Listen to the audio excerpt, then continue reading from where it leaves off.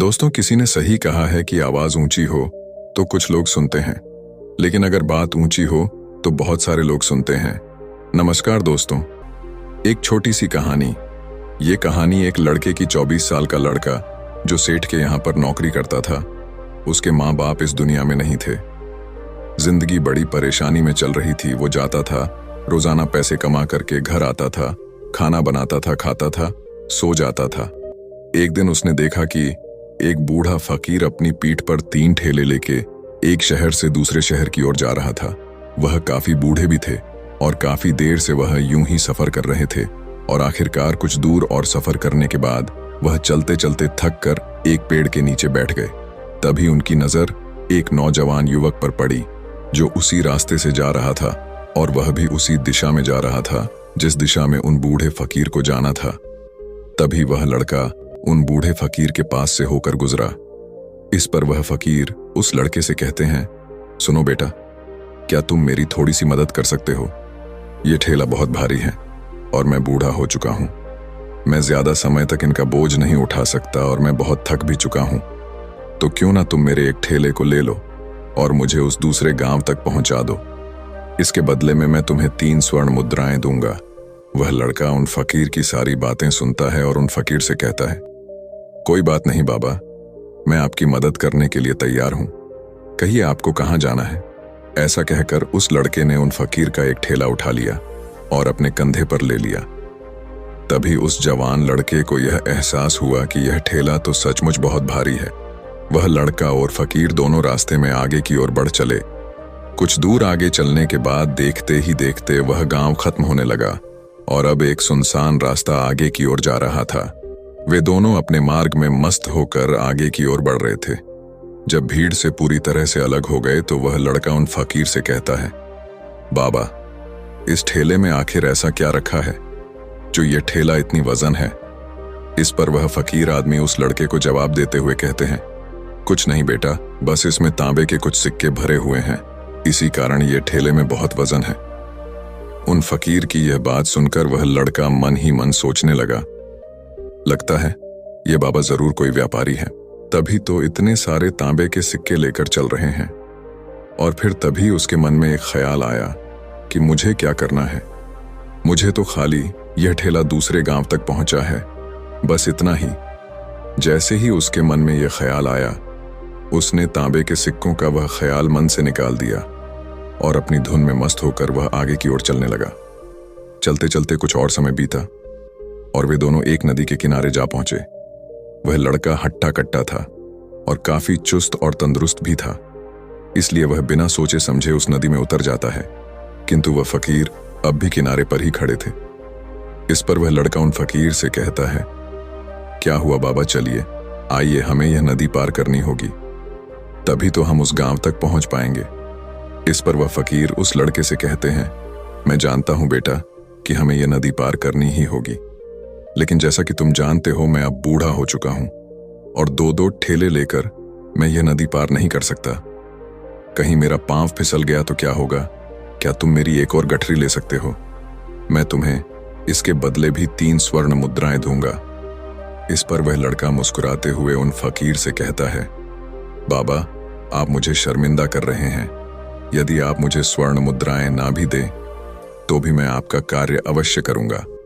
मैं आपको उस दूसरे गांव तक जरूर पहुंचाऊंगा। इस पर वो फकीर मुस्कुराते हुए उस लड़के से कहते हैं, बेटा, तुम तो बड़े ही भले इंसान लगते हो। इतना कहकर उन्होंने वह दूसरी गठरी भी उस लड़के को थमा दी। उस लड़के ने जब वह दूसरी गठरी अपने कंधे पर रखी तो वह गठरी भी उसे बहुत ज्यादा भारी लगी, लेकिन उसने वहां पर कुछ नहीं कहा। जैसे तैसे उन दोनों ने नदी पार की। नदी पार करने के बाद बातों बातों में ही उस लड़के ने उन फकीर से कहा, बाबा, आखिर इस दूसरी गठरी में क्या है? ये गठरी भी बहुत वजन है। इस पर वह फकीर उस लड़के को जवाब देते हुए कहते हैं, बेटा, इसमें चांदी के सिक्के हैं, इसी कारण यह गठरी भी बहुत वजन है। उन फकीर की यह सारी बातें सुनकर अब उस लड़के का दिमाग तेजी से काम करने लगा था। वह यह सोच रहा था कि एक ठेले में तांबे के सिक्के हैं और दूसरी में चांदी के। ऐसा प्रतीत होता है मानो यह फकीर बाबा कहीं दूर से आ रहे हैं और उन्होंने अपनी सारी जमीन जायदाद बेचकर ये सारे सिक्के इकट्ठे किए हैं। तभी तो वह इतना धन लेकर चल रहे हैं, लेकिन वह लड़का उन फकीर से कुछ नहीं कहता और वे दोनों चुपचाप मार्ग में आगे की ओर बढ़ते चले जाते हैं। कुछ दूर आगे बढ़ने के बाद एक बार फिर एक सुनसान राह आती है। उस सुनसान रास्ते को देखते ही उस लड़के के मन में तरह तरह के विचार उत्पन्न होने लगे। वह यह सोचने लगा, अरे यह तो सुनसान जगह है, अगर मैं यह सिक्के लेकर यहां से भाग जाऊं तो यह फकीर मुझे कब तक दौड़ाएंगे। मुझे नहीं लगता कि मुझे कभी पकड़ पाएंगे और यहां पर कोई है भी नहीं जो इनकी मदद कर पाए। और वैसे भी ये बहुत सारे सिक्के हैं, मैं इनसे एक अच्छी दुकान खरीद सकता हूं, अपना नया व्यापार शुरू कर सकता हूं। और वैसे भी ये बूढ़ा फकीर अब इन पैसों का क्या करेगा, इससे अच्छा तो मैं ही इन्हें रख लेता हूं। वह लड़का यह सब बारे में सोच ही रहा था, तभी अचानक उसे खुद पर आश्चर्य हुआ। अरे मैं यह क्या सोच रहा हूं, यह फकीर बाबा न जाने कहां से आ रहे हैं और क्या खोज करके इन्होंने इतने सारे पैसे इकट्ठा किए होंगे। मुझे इनका फायदा नहीं उठाना चाहिए। नहीं नहीं, मुझे ऐसा नहीं करना चाहिए। उसने कुछ देर के लिए तो अपने मन के विचारों को काबू कर लिया, लेकिन कुछ देर बाद उसके मन के विचार उस पर देखते ही देखते हावी होने लगे। वह लड़का 2 ठेले लेकर उन फकीर के पीछे पीछे चल रहा था और कुछ दूर आगे चलने के बाद एक पहाड़ी आई। इस पर वह फकीर बाबा उस लड़के से कहते हैं, बेटा यह पहाड़ी मैं नहीं चढ़ पाऊंगा, मैं काफी बूढ़ा हो चुका हूं और मेरे घुटनों में भी दर्द रहता है। यदि तुम मेरी तीसरी गठरी भी ले लो तो मैं तुम्हें 3 और स्वर्ण मुद्राएं दूंगा, लेकिन याद रखना इसे कहीं गिराना मत, कहीं ये गठरियां खुल ना जाए। इस पर वह लड़का उन फकीर से कहता है, क्यों बाबा, आखिर इसमें ऐसा क्या है। इस पर वह फकीर उस लड़के से कहते हैं, बेटा इसमें स्वर्ण मुद्राएं हैं। यह सुनकर वह लड़का मन ही मन बहुत प्रसन्न हुआ। उसने चुपचाप वह गठरी भी उन फकीर से ले ली और देखते ही देखते वे दोनों मार्ग में आगे की ओर बढ़ने लगे। अब वह फकीर बिना कोई वजन लिए हुए आराम से पहाड़ की चढ़ाई पर चढ़ रहे थे, किंतु वह नौजवान लड़का जो पीछे था वह वजन के कारण बहुत धीरे धीरे चल पा रहा था। लेकिन जब से उसने सोने का नाम सुना था उसका मन तो छलांग मार रहा था। वह मन ही मन सोच रहा था, अगर मुझे यह सारा धन मिल जाए तो मेरा पूरा जीवन तो आराम से कट जाएगा। वैसे भी यह बाबा तो बूढ़े हो चुके हैं, भला इन्हें इतने पैसों की क्या जरूरत है, इनका जीवन तो वैसे भी कट चुका है। मैं एक काम करता हूं, यह सारे पैसे लेकर यहां से भाग जाता हूं। लड़के के मन में अनगिनत विचार उठ रहे थे।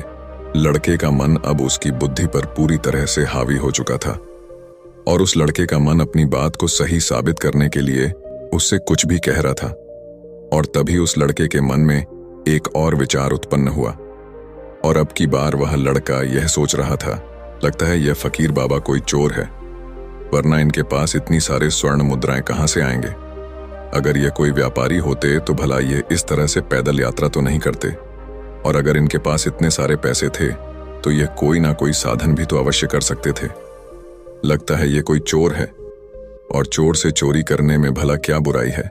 ये सोचता हुआ वह लड़का अब उन फकीर से तेजी से आगे की ओर बढ़ रहा था और देखते देखते वह फकीर से आगे भी निकल चुका था। और वह यह सोच रहा था कि जैसे ही इस पहाड़ की ढलान आएगी मैं 3 गठरियां लेकर भाग जाऊंगा, इससे ये सारे पैसे मेरे हो जाएंगे और मेरी गरीबी भी हमेशा हमेशा के लिए दूर हो जाएगी। मैं जो चाहूंगा मैं वो कर पाऊंगा, मेरे पास बहुत सारा धन होगा। और देखते देखते वह दोनों पहाड़ की चोटी पर पहुंच गए और अब ढलान का रास्ता शुरू होने वाला था। तभी वह लड़का उन फकीर से नजरें बचाकर वह 3 गठरियां लेकर भागता हुआ आगे बढ़ गया। अब उसे अपना शरीर बहुत हल्का महसूस हो रहा था, मानो उसे उन 3 ठेलों का वजन तक न मालूम पड़ रहा हो। काफी दूर दौड़ते दौड़ते किसी तरह से वह अपने आप को बचते बचाते अपने घर पहुंचा। उसकी खुशी का कोई ठिकाना नहीं था। उसने सोचा, क्यों ना मैं जल्दी जल्दी इन गठरियां में से वो सारे पैसे निकाल लूं। यह सोचकर जब उसने गठरियां खोली तो पहली गठरी में उसे लोहे से जंग भरे हुए सिक्के मिले। यह देखकर उसे यकीन नहीं हुआ। इस पर उसने फटाफट दूसरी गठरी भी खोल डाली, उसमें भी उसे लोहे के जंग लगे हुए सिक्के ही निकले। यह सब देखकर वह लड़का बड़ा हैरान था। आखिर यह सब क्या हो रहा है? उन फकीर ने तो मुझसे और ही कुछ कहा था। अब उसने वह सोने वाली गठरी खोली और उसमें भी लोहे के जंग लगे हुए सिक्के ही निकले। यह देखकर वो लड़का बड़ा क्रोधित हुआ। उसने सोचा, उन फकीर ने मुझसे झूठ क्यों कहा? उन्होंने मुझसे ऐसा क्यों कहा कि एक में तांबे के सिक्के हैं, एक में चांदी के और तीसरे में स्वर्ण मुद्राएं हैं? वह यह सब सोच ही रहा था कि तभी उसकी नजर उस थैले में पड़े एक पत्र पर पड़ी। उसने वह पत्र उठाया और उस पत्र में लिखा था, यह पूरा नाटक ईमानदार व्यक्ति की खोज करने के लिए रचा गया है और मैं इस राज्य का राजा हूं। मेरी कोई संतान नहीं और इसीलिए मैंने यह षड्यंत्र रचा है ताकि मैं अपने राज्य में किसी एक ऐसे ईमानदार व्यक्ति की खोज कर सकूं जो मेरे बाद इस राज्य का राजा बन सके और इस राज्य भार को संभाल सके। और इस राज्य का भार वही संभाल सकता है जो पूरी तरह से ईमानदार हो, जिसके मन में किसी प्रकार का कोई लालच ना हो। इतना पढ़ते ही वह लड़का जोर जोर से चिल्लाने लगा। वह सर पकड़कर बैठ गया। वो यह जानता था कि यदि वह अपने मन के विचारों पर काबू कर लेता तो उसका जीवन संवर सकता है, लेकिन वह अपने मन के विचारों पर काबू नहीं कर पाया। दोस्तों, महात्मा बुद्ध कहते हैं कि मन ही सब कुछ है। आप जो सोचते हैं वही बनते हैं। इसलिए आपका सबसे बड़ा दुश्मन भी आपको उतना नुकसान नहीं पहुंचा सकता जितना कि आपके मन के यह अनियंत्रित विचार पहुंचा सकते हैं। महात्मा बुद्ध कहते हैं, अपने भीतर ध्यान से देखो। हमारे भीतर जो विचार चल रहे हैं वही विचार शब्द बनते हैं और शब्द कर्म के रूप में प्रकट होते हैं। बार बार दोहराने पर कर्म बर्ताव में बदलता है और धीरे धीरे समय के साथ बर्ताव चरित्र में परिवर्तित हो जाता है और यही चरित्र हमारे भाग्य का निर्माण भी करता है। इसलिए हमें हमेशा अपने विचारों के प्रति सजग होना बहुत आवश्यक है। हमें जागरूक होना बहुत आवश्यक है। हमें यह जानना जरूरी है कि हमारे मन में किस प्रकार के विचार आ रहे हैं। आगे महात्मा बुद्ध कहते हैं कि कमजोरी हमेशा छोटे विचार से शुरू होती है। यह एक बीज के रूप में होती है और यदि इस बीज को नष्ट न किया जाए तो यह छोटा सा विचार बहुत जल्द ही एक विशाल वृक्ष का रूप ले लेता है और हमारी बुद्धि की सोचने और समझने की क्षमता को पूरी तरह से नष्ट कर देता है। जिस प्रकार आपने इस कहानी में देखा किस प्रकार उस जवान लड़के का मन उस पर हावी हो चुका था और उसकी सही और गलत सोचने की क्षमता पूरी तरह से नष्ट हो चुकी थी, जिस कारण वह यह समझ नहीं पाया कि उसे क्या करना चाहिए और उसके लालच ने उसके भीतर इतनी ऊर्जा भर दी कि वह तीनों ठेले उठाकर इतनी तेजी से वहां से भागता आगे भी बढ़ गया। इसीलिए जब आपके मन में पहली बार कोई गलत विचार उत्पन्न हो तभी उसे जड़ से उखाड़ देना चाहिए, अन्यथा वह विशाल वृक्ष का रूप लेगा और आपको किसी न किसी गलत राह पर वह ढकेल ही देगा।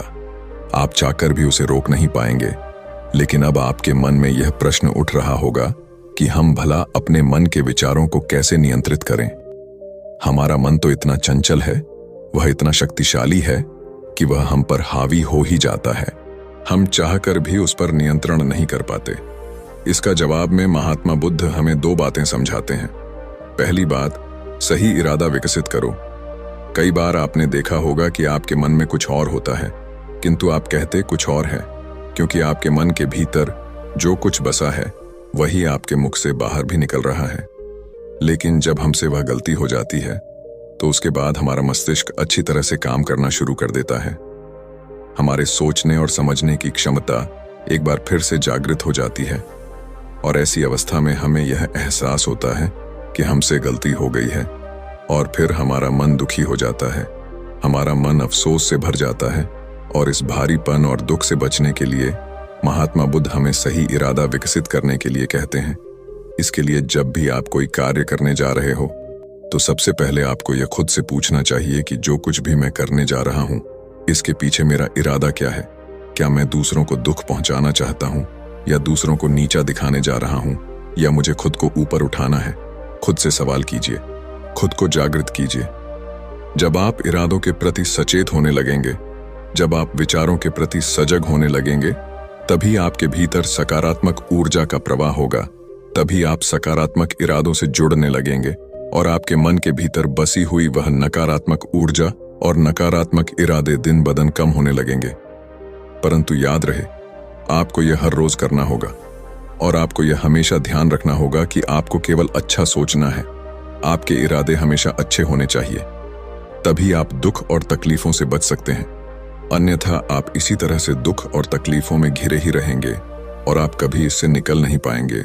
दूसरी बात, मन के प्रति सजगता विकसित करो, जिससे आपका मन देखते देखते शांत होगा और आपके मन के भीतर बसी हुई वह नकारात्मक ऊर्जा, नकारात्मक विचार खत्म होने लगेंगे और आप शांति की ओर आगे बढ़ेंगे। और आपको इसके लिए बस इतना ही करना है कि इस पल में जो कुछ भी हो रहा है, आपकी आंखों के सामने आपके भीतर जो कुछ भी जैसा भी चल रहा है, बस उसे देखते रहना है। अपने मन के अच्छे बुरे विचार, अपनी भावनाएं और अपनी यादों पर बिना प्रतिक्रिया दिए उन्हें केवल देखते रहना है, जिससे आपके मन के सारे विचार देखते ही देखते खत्म होने लगेंगे। आपका मन खाली होने लगेगा और आप नकारात्मक विचारों से न सोच से बच सकते हैं और आप इन दुख और तकलीफों से भी दूर रह सकते हैं। इसीलिए महात्मा बुद्ध कहते हैं, जो स्वयं को देखता है वही सबसे बड़ा तपस्वी है। अर्थात जो अपने मन में चल रहे उन विचारों को बिना प्रतिक्रिया दिए हुए केवल देखता है और उन पर कोई भी प्रतिक्रिया नहीं करता, बस उन्हें देखता और समझता है, वास्तविकता में वही मन पर नियंत्रण भी कर सकता है और वही अपना जीवन सुखी और खुशहाली तौर पर जी सकता है। इसलिए यदि आप भी अपने जीवन को सुखी और खुशहाल बनाना चाहते हैं, तो आपको सबसे पहले अपने मन पर नियंत्रण साधना ही होगा। अपने मन को खाली करना ही होगा। अपने मन के विचारों के प्रति आपको सजग होना ही होगा। दोस्तों, उम्मीद है कि आपने आज की इस वीडियो से जरूर कुछ ना कुछ सीखा होगा। तो इस वीडियो को लाइक और अपने दोस्तों के साथ शेयर भी जरूर कीजिएगा और हमें ऐसे ही सपोर्ट करने के लिए चैनल को सब्सक्राइब और घंटी बटन को जरूर दबा दीजिएगा। चलिए मिलते हैं फिर अगली वीडियो में। तब तक के लिए अपना ख्याल रखें। धन्यवाद और नमो बुद्धाय।